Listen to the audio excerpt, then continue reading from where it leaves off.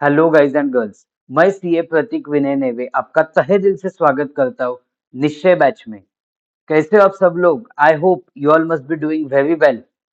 सो दोस्तों, मुझे पता है बहुत में से आप मेरे जीएसटी की सीरीज फॉलो कर रहे, you are following the GST series जिसके 28 सेशंस हो गए हैं। And now guys, along with GST we are also starting with income tax. पहले से डिसाइडेड था कि जीएसटी के साथ साथ इनकम टैक्स दोनों हम कवर करेंगे इस निश्चय बैच में। तो आज से हम स्टार्ट करेंगे इनकम टैक्स। ये है अपना session number 1 of income tax. थोड़ा सा आपको निश्चय बैच के बारे में बता दूं। This is 100% free of cost batch. Yes, this is, आपने सही सुना, this is 100% free of cost batch. No fees obligation batch है ये दोस्तों। So you will find all details of this batch in the description to this video. तो जाइए इस video के डिस्क्रिप्शन चेक कीजिए, you will find all the details. If you already following the GST series, no need to tell you. So guys and girls, before I go ahead, I would like to tell you that if you are new to the channel, subscribe to the channel and hit the bell icon, because you know तभी आपका एक भी video miss नहीं होगा इस important series का। So दोस्तों, start करते हैं the most awaited income tax for your May 2024 and November 2024 exams. Okay guys, so income tax. जब हम इनकम टैक्स की बात करते हैं तो दोस्तों, यस, एक मॉन्स्टर नजर आता है। स्टूडेंट को आता है ये मॉन्स्टर नजर, बट यस, टैक्स पेयर को भी, सिटीजन ऑफ इंडिया को भी ओके मॉन्स्टर नजर आता है कि हाँ, कोई मेरा पैसा लेके जाने वाला है, right? Someone is going to take a part of my income. Yes, someone is going to take a part of my income. So दोस्तों, ये होता है इनकम टैक्स, जो होता है pinch on the pocket of every SSC. Pinch on the pocket of every SSC मतलब, you know, it is going to trouble the SSC. आपको पता है income tax is a direct tax. Yes, income tax is a direct tax. हमने taxes को, जिसने जिसने GST के साथ स्टार्ट किया है, यू विल अंडरस्टैंड, हमने टैक्सेस को दो हिस्सों में डिवाइड किया था, direct tax and indirect tax, isn't it? Direct taxes and indirect taxes. Yes or no? So direct taxes, one of the main direct tax is income tax.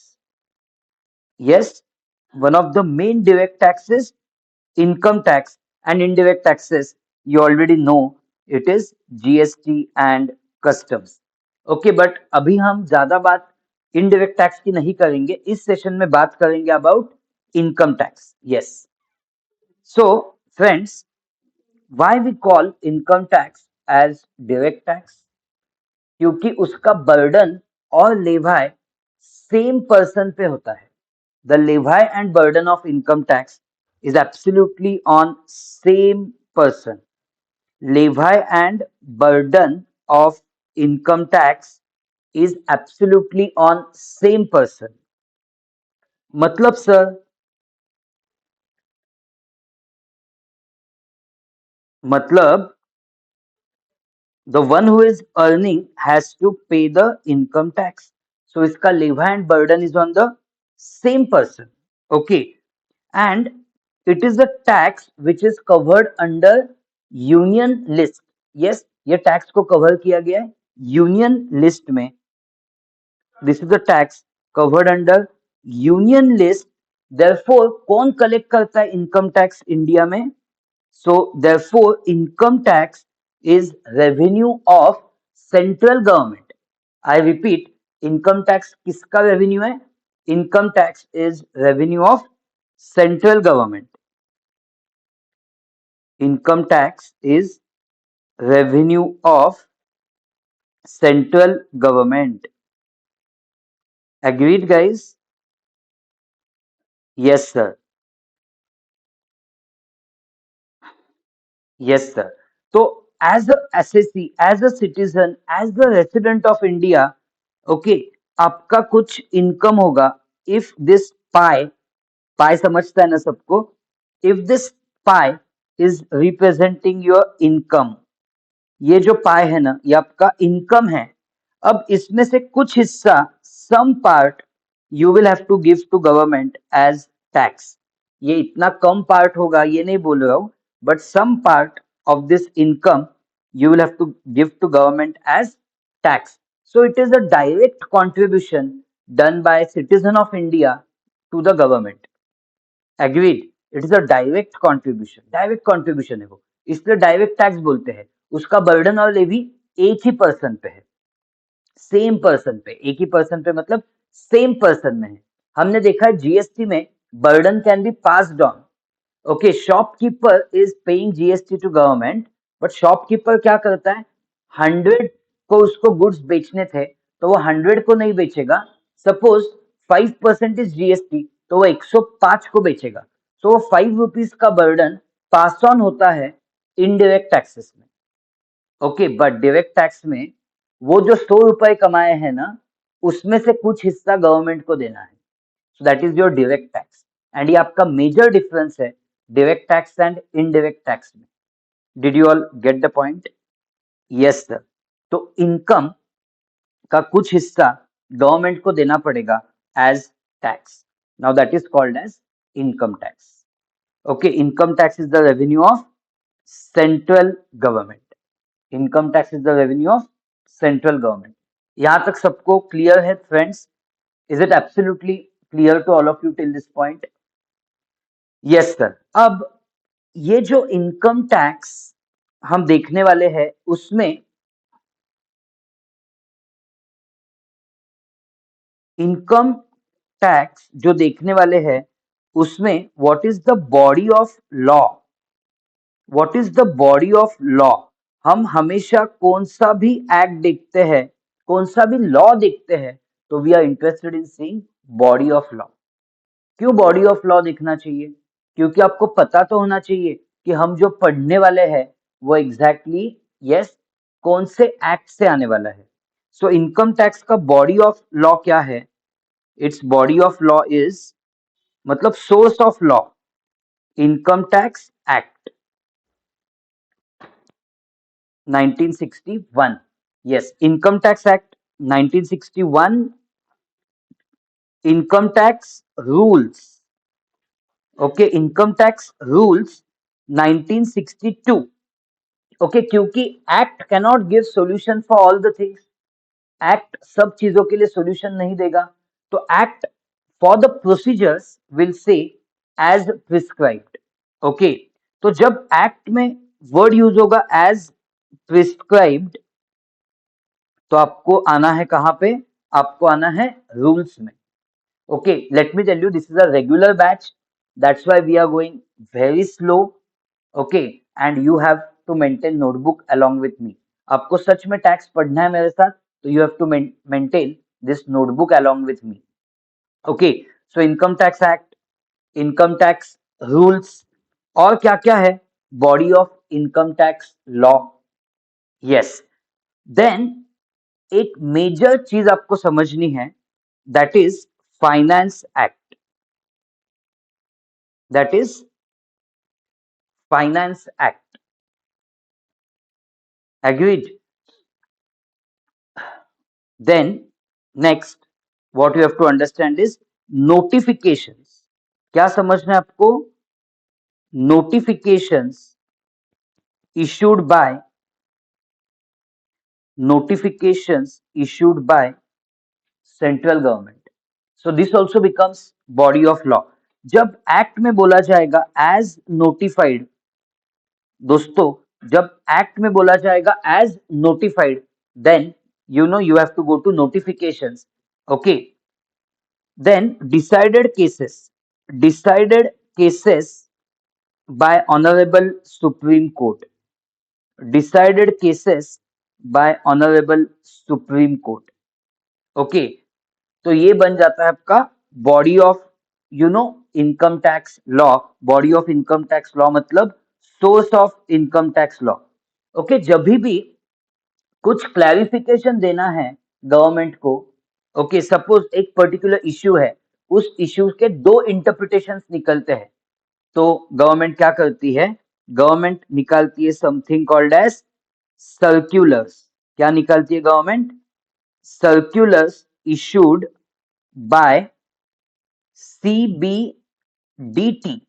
ये CBDT क्या है sir? CBDT is central board for direct taxes. What is CBDT?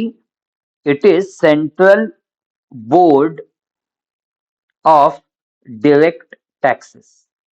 Did you all understand? Did you all understand the body of income tax law? Yes, sir. Did you understand कि एक economy में income tax क्यों होना चाहिए? Because of course, as a citizen, I am living in the country, I am staying in the country, I am using the infrastructure. तो of course tax होना चाहिए. तो टैक्स के दो मेन टाइप्स है, direct tax and indirect tax. अब हमारा discussion चल रहा है about direct tax. Agreed? Okay, आपको मैं आगे जाके फिनांस एक्ट का इंपॉर्टेंस भी समझाता हूं, बट उसके पहले कुछ जनरल टर्मिनोलॉजीज जो हम through out the class use करने वाले हैं उसका डिस्कशन करते हैं. ओके, तो ऑफ कोर्स फर्स्ट क्लास बहुत ही ज्यादा इंट्रोडक्शन है about income tax law. Okay, so guys, general concepts और general you can say terms जो हम यूज करने वाले हैं throughout this classes of income tax, वो क्या है? नंबर वन, आपको पता होना चाहिए व्हाट इज एसएसी.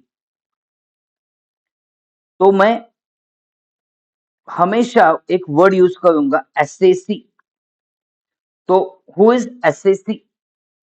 ओके, तो assessee is any person who is liable to pay tax. Who is assessee? Assessee is any person who is liable to pay tax. Again, any person who is liable to pay tax. Is it clear? SSC is any person who is liable to pay tax. But sir, ये person कौन है? So guys, person का भी definition दिया हुआ है. Person includes individual, Hindu undivided family, company, firm, cooperative society, association of persons, body of individual and any other artificial juridical person. मतलब इतनी लंबी चौड़ी लिस्ट है ऑफ पर्सन. ओके, तो इसमें से एक भी जन टैक्स के कटघरे से बाहर नहीं होगा. मींस अगर मैंने as a individual business start किया, ओके, या as a individual salary earn किया, या एज ए इंडिविजुअल मेरा हाउस रेंट पे देके अर्न किया, या शेयर्स लेके शेयर्स के ऊपर मुझे डिविडेंड मिला. Are you getting the point? तो income could be from various sources. Who can earn this income? Individual. Okay, मैंने क्या किया? फर्म स्टार्ट किया, पार्टनरशिप फर्म.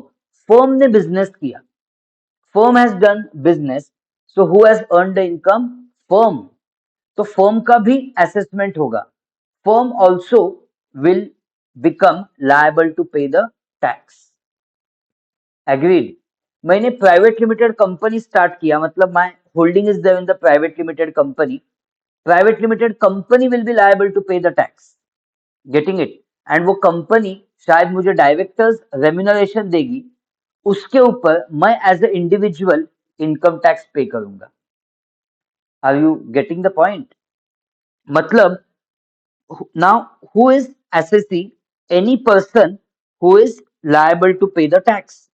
But मेरा आपसे सवाल है कि who is, my question to you is who is person? My question to you is who is person? So जैसे मैंने आपको बोला, person will include, write down, person will include, just 1 second guys.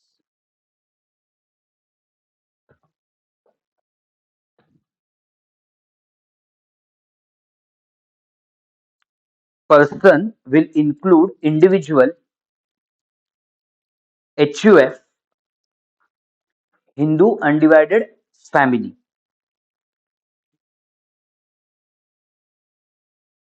individual, Hindu undivided family, company, firm, association of persons,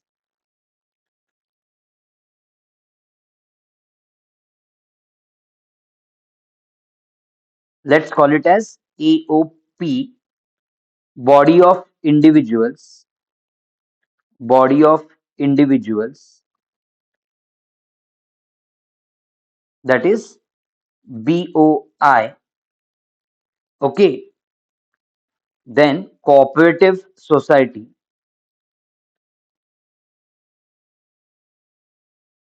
and any other artificial juridical person, any other artificial juridical person. Okay, that is AJP. तो देखो, individual, HUF, company, firm, association of person, body of individual, cooperative society and any other artificial juridical person. तो ये हो गया definition किसका? Person. And कोई भी person जो लायबल है टैक्स पे करने के लिए, उसको बोलेंगे एसएसी. एग्रीड? तो दोस्तों, इस तरह से हमने एसएसी क्या है वो भी देख लिया, पर्सन भी देख लिया, और हमेशा अब हम इनकम टैक्स में जब आगे जाएंगे तो ये कॉन्सेप्ट्स आएंगे एसएसी. Okay, person. उसके बाद वेरी इंपॉर्टेंट कॉन्सेप्ट, जब जीएसटी देखा है तो जीएसटी ट्रांजैक्शन वाइज था. ओके, पर्टिकुलर ट्रांजैक्शन पे जीएसटी आता है. Okay, on consumption of goods और सर्विस जीएसटी आता है.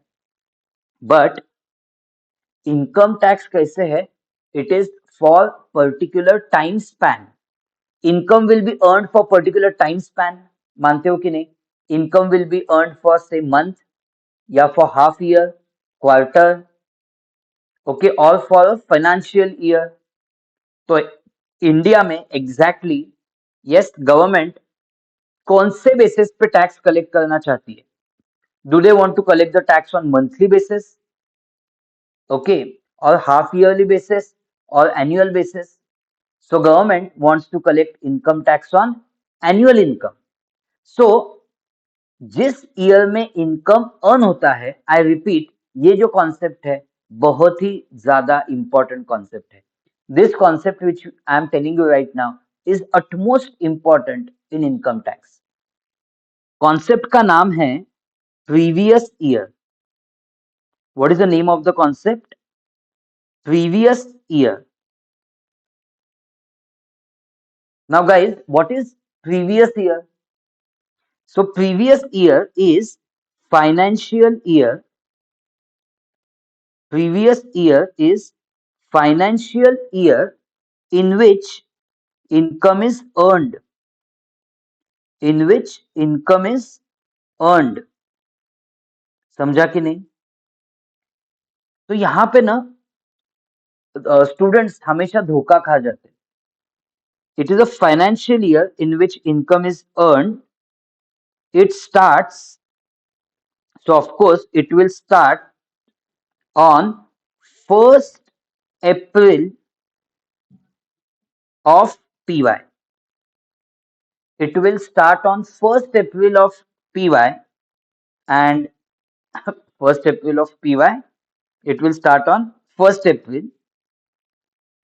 इतना ही बोला तो भी चलेगा. It will start on 1st April and end on 31st of March. समझ में है सबको? तो एक मैं सवाल हमेशा पूछता हूँ स्टूडेंट्स को और वो धोखा खा जाते हैं. ओके, ये सवाल सिर्फ टैक्स की फैकल्टी पूछ सकता है. Which is the current financial year?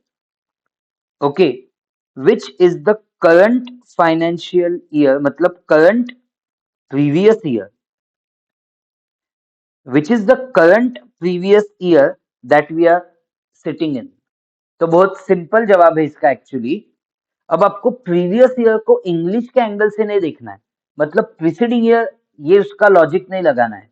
You have to put its logic as previous year as the financial year. So दोस्तों, today's date is 7th December 2023. Okay, so which is the financial year that we are sitting in? 23-24. Agreed or not? It is 23-24. ये तो मानते हो कि नहीं? Yes sir, absolutely. We are sitting in the financial year 23-24. मतलब suppose आज आपको lottery लग गई, तो क्या बोलोगे, लॉटरी कौन से फिनेंशियल ईयर में लगी है? 23-24. तो उस लॉटरी इनकम को बोलेंगे कि it is earned in PY 23-24.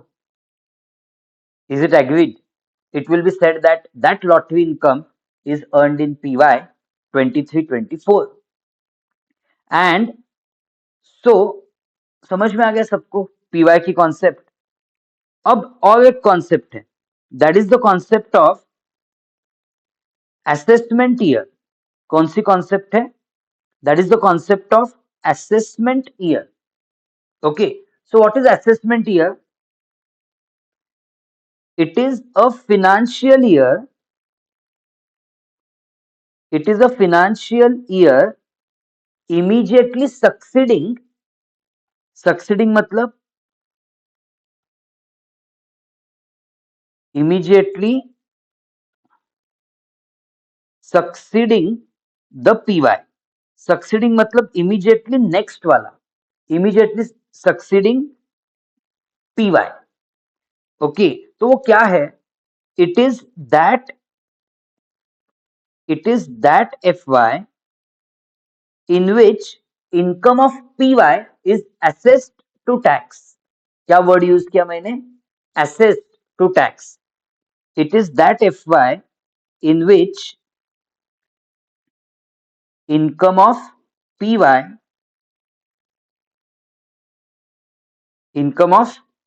is assessed to tax. Now assessed to tax मतलब लायबिलिटी जिस ईयर कैलकुलेट करते हैं उस ईयर को बोलते हैं assessment year. Assessed to tax means liability is determined. Liability is determined. Did you understand? जिस year में टैक्स लायबिलिटी डिटरमाइन हो जाएगी उस ईयर को बोलेंगे assessment year. Example for PY 23-24 कौन सा होगा corresponding AY? AY shall be 24-25. Sir ऐसा कैसे? देखो, आप सपोज बिजनेस कर रहे हो, यू आर डूइंग बिजनेस, तो 23-24 में एग्जैक्टली कितना अर्न किया है ये कब पता चलेगा? 23-24 में पता चलेगा या 23-24 के बाद पता चलेगा? सो ऑफकोर्स सर बाद ही पता चलेगा ना, कितना इनकम अर्न किया है. तो बाद पता चलेगा, बाद में पता चलेगा मतलब 23-24 के बाद क्या आता है? 24-25. So for PY 23-24, corresponding will be AY 24-25. Did you understand the logic? Yes sir. तो क्या आपको ये चार कॉन्सेप्ट समझ में आ गए? Please tell me. If you are guys following the session, do comment on this video, and I'm quite sure you have liked the video and you have subscribed to the channel and hit the bell icon. And आप please मेरे साथ जुड़े रहिएगा. GST में भी we are doing the sessions well, and अब income tax भी start हो गया है. So nicely we will complete the syllabus on time, and wonderfully after that we are going to do revision, and then we will conduct a mock test of 100 marks, and then you go ahead and with full confidence give the exam. Agreed? Chalo. तो 4 concept समझ में आए होंगे। Assessee, person, PY, AY. Assessee, person, PY, AY. Agreed? Yes sir. अब दोस्तों एक important चीज आपको बतानी है, वो है इतना क्यों डिटेल में एक्सप्लेन किया सर पीवाई और एवाई। देखो आपको एक बात बतानी, see when are you giving exam, आपकी एग्जाम डेट क्या है? एक डे है मई वाला, ओके, मई एग्जाम है, तो एक मई का डेट हो सकता है, या आपकी एग्जाम हो सकती है दिसंबर की। कौन सा मई? 2024। कौन सा दिसंबर? 2024। तो दोस्तों दोस्तों जब आपके पास कोई क्लाइंट आएगा in the month of May और in the month of December, वो आपके पास आएगा for which recently concluded PY. कौन सा पीवाई जस्ट कंक्लूड हुआ है? तो मई 2024 के जस्ट पहले कौन सा पीवाई कंक्लूड हुआ है, स्लैश दिसंबर 24 के पहले कौन सा पीवाई कंक्लूड हुआ है? सो ऑफ कोर्स 31st मार्च 2024, मतलब 23-24 is the PY applicable for your exam। ये समझ में आया ना सबको लॉजिक? रिसेंटली कंप्लीटेड पीवाई आपके एग्जाम में होगा, तो yes, for us PY is 23-24। Okay, so 23-24 PY के लिए करस्पॉन्डिंग एवाई कौन सा है सर? 24-25। एग्रीड? तो ये होगा एप्लीकेबल अपने मई और दिसंबर 2024 एग्जाम में। इसलिए मई और दिसंबर 2024 की बैच होती है कॉमन। एग्रीड? तो पहले तो आपको ये लॉजिक समझना चाहिए कि why are we studying assessment year 24-25 which is relevant to previous year 23-24। I hope ये लॉजिक समझ में आया, राइट? अब सपोज आपकी एग्जाम है मई 2025 में, तो ऑब्वियसली मई 2025 की जब बात करूंगा, so previous year applicable for your exam will be 24-25, assessment year will be 25-26। तो ऐसे आपको खुद को समझ में आना चाहिए कि मेरे एग्जाम के लिए कौन सा एवाई एप्लीकेबल है। Is it clear? सर ये इतना क्यों मतलब एप्लीकेबिलिटी देख के आगे जाना है? सिंपल, क्योंकि मैंने आपको सोर्स ऑफ लॉ में एक सोर्स ऑफ लॉ बताया है फाइनेंस एक्ट, याद है क्या आपको? One of the source of law is finance act. तो यस, इससे बहुत फर्क पड़ता है, it matters a lot. Okay, क्यों? क्योंकि आपकी इनकम टैक्स एक्ट जो है ना 1961 की है। मुझे बोलो, क्या 1961 की एक्ट वैसे के वैसे 23-24 में अप्लाई हो सकती है without any changes? Sir impossible, because 1961 में way of doing business was so different. Yes और नो? तो ऑब्वियसली बहुत से चेंजेस होने चाहिए इनकम टैक्स एक्ट में। तो आपको क्या लगता है कि वो 1961 की एक्ट अभी तक वैलिड कैसे है? वो वैलिड है क्योंकि दोस्तों finance act has the job of amending provisions of IT act, of amending provisions of IT Act, Income Tax Act। Did you get it? Finance act का एक काम क्या है? Amending provisions of income tax act. Second काम क्या है? Giving normal rates of tax. So normal rates of tax कहां से आते हैं? नॉर्मल रेट्स ऑफ टैक्स आते हैं फाइनेंस एक्ट से। ओके, तो जब मैं 23-24 की बात कर रहा हूं, तो दोस्तों 23-24 पीवाई के पहले कौन सा बजट पास हुआ? अब सर बजट कहां से आ गया? देखो, एनुअल यूनियन बजट जो होता है ना, एनुअल यूनियन बजट, बात को समझो। एनुअल क्यों? अरे एनुअल क्यों की देखो, यूनियन क्यों? यूनियन क्योंकि we are talking about a central law, we are talking about a law which is in the union list. Okay, तो एनुअल यूनियन बजट में एक पार्ट क्या होता है? Finance bill. यस और नो? एंड आपको पता है ये बजट होता है इन द फेब्रुवरी। यस, तो 23-24 के पहले का बजट कब हुआ? वो हुआ फेब्रुवरी 2023 में। तो दोस्तों बजट का एक पार्ट है फाइनेंस बिल 2023, बजट का एक पार्ट है फाइनेंस बिल 2023, जो पास होके बन जाता है फाइनेंस एक्ट 2023। एंड ये फाइनेंस एक्ट 2023 चेंज लाएगा, ये फाइनेंस एक्ट 2023 अमेंडमेंट लाएगा, रादर लाए है for PY, upcoming PY. So Feb 2023 में अपकमिंग पीवाई कौन सा था? 23-24।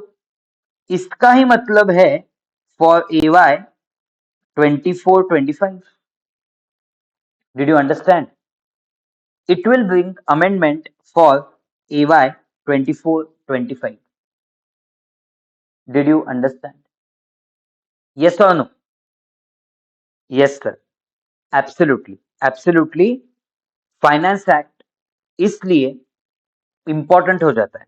So Finance Act 23 will bring amendments for PY 23-24, and this Finance Act will give rates of income tax for PY 23-24, that is AY 24-25. ये importance है आपके किस चीज का? फाइनेंस एक्ट का. तो इसलिए मैंने आपको बोला था body of income tax law includes finance act also. Did you now get the point कि why I am saying body of income tax law includes finance act also? क्या सबको क्लियर हो गया ये पॉइंट?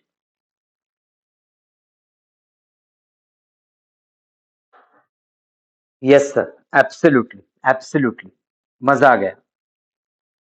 ओके, सो देखो बहुत basic discuss कर रहे हैं इनकम टैक्स का.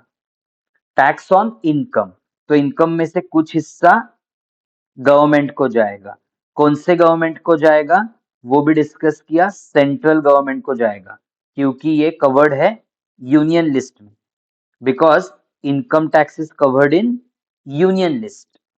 ओके, तो body of income tax law देख लिया कि वो इनकम टैक्स लॉ कहां से पढ़ना है. Income tax act, then income tax rules, क्योंकि रूल्स में आते हैं procedures and detailed of computation, details of computation. Yes, then finance act क्यों देखने, समझ में आ गया. Notifications issued by central government, decided cases by honourable supreme court, मतलब जजमेंट्स भी बोलते हैं इसको. Circulars issued by central board of direct taxes. Okay, उसके बाद डिस्कशन स्टार्ट किया कुछ जनरल टर्म्स का, जो हमेशा हम इनकम टैक्स पढ़ते वक्त यूज करने वाले हैं. तो चार टर्म्स यूज किए: PY, AY, person and assessee. Okay, I hope it is absolutely clear to you till this point. Yes sir, clear. अब दोस्तों, जो इनकम अर्न होता है, जो अब देखो दोस्तों, पहले 3 sessions, 3 to 4 of the first session सिर्फ बेसिक से चलते रहेंगे. ओके, तो ठीक है, एक सेशन में आपको आज कुछ डाउट आया, तो ऑब्वियसली वो नेक्स्ट 2 सेशंस में सॉल्व होगा। एंड ऑब्वियसली ये एक पजल है इनकम टैक्स, वो step by step you will start understanding it, but आपको एंड तक अच्छे से फॉलो करना है। दैट इज अ मैंडेटरी, एक सेपरेट नोटबुक मेंटेन करना है। ओके, सो जब हम इनकम की बात करते हैं, तो इनकम मतलब something which is revenue in nature. Okay, ये रिसीट है, but that receipt is having what nature? It is a receipt which is revenue in nature. Okay, अब इनकम जो है ना, वो कितने हेड्स में डिवाइड किया है? हेड्स क्यों चाहिए? अब हेड्स मतलब क्या? हेड्स मतलब कैटेगरी। तो इस इनकम को डिवाइड किया गया है via income tax act. Income is divided in 5 heads of income. क्या बोलते हैं इसको? इसको टेक्निकली क्या बोलते हैं? Heads of income. Again all of you with me, technically क्या बोलते हैं इसको? Heads of incomes. Salaries, income from salaries. याद रहेगा ना? एक इंडिविजुअल है, तो यूजुअली वो जॉब करेगा, तो उसको क्या मिलेगा? सैलरी। तो इनकम हो सकता है from salary. Income can be from house property. Income can be from house property. एक घर है, ओके, प्रॉपर्टी है, इमूवेबल प्रॉपर्टी है, बिल्डिंग है, ओके, किसका है? इंडिविजुअल का हो सकता है, फर्म का भी हो सकता है, कंपनी का भी हो सकता है, कोई भी एसएससी का हो सकता है। हाउस प्रॉपर्टी क्या हुआ है? वो हाउस प्रॉपर्टी रेंट पे दिया है और क्या अर्न किया है? यस, वो हाउस प्रॉपर्टी रेंट पे दिया है और अर्न किया है इनकम। वो टैक्सेबल होगा under the head house property. Then profits and gains from business और प्रोफेशन। फ्रॉम बिजनेस और प्रोफेशन। ओके, तो इतना लंबा चौड़ा नाम नहीं लेंगे हम नेक्स्ट टाइम से। We will call it as PGBP. जो बिजनेस से इनकम आता है, it could be business of manufacturing, business of construction, business of trading, उसको बोलेंगे PGBP, profits and gains from business और प्रोफेशन। प्रोफेशन मतलब सीए का profession, medicine profession, okay, company secretary profession, cost accountant profession. तो उस profession से जो income आएगा वो टैक्स होगा profits and gains from business और प्रोफेशन। देन दोस्तों, कैपिटल गेन्स। नेक्स्ट हेड कौन सा है? Capital gains. हम इसको बोलेंगे सीजी। ओके, तो सपोज गोल्ड ज्वेलरी है आपके पास, वो गोल्ड ज्वेलरी आपने बेची, तो वो टैक्स होगा कैपिटल गेन्स में। हाउस है आपके पास, हाउस आपने इतने दिन रेंट पे दिया था या सेल्फ ऑक्यूपाइड था, अब आपने वो हाउस बेचा, तो ऑफ कोर्स आपको गेन हो गए इन कैपिटल नेचर, तो वो बोला जाएगा, वो टैक्स होगा under the head capital gain. तो come on all of you with me, salary, HP, PGBP, capital gain, and guys last head है इनकम फ्रॉम अदर सोर्सेस। क्या है last head? Income from other sources. जो income in 4 heads में cover नहीं होगा, वो cover होगा IFOS में, इनकम फ्रॉम अदर सोर्सेस।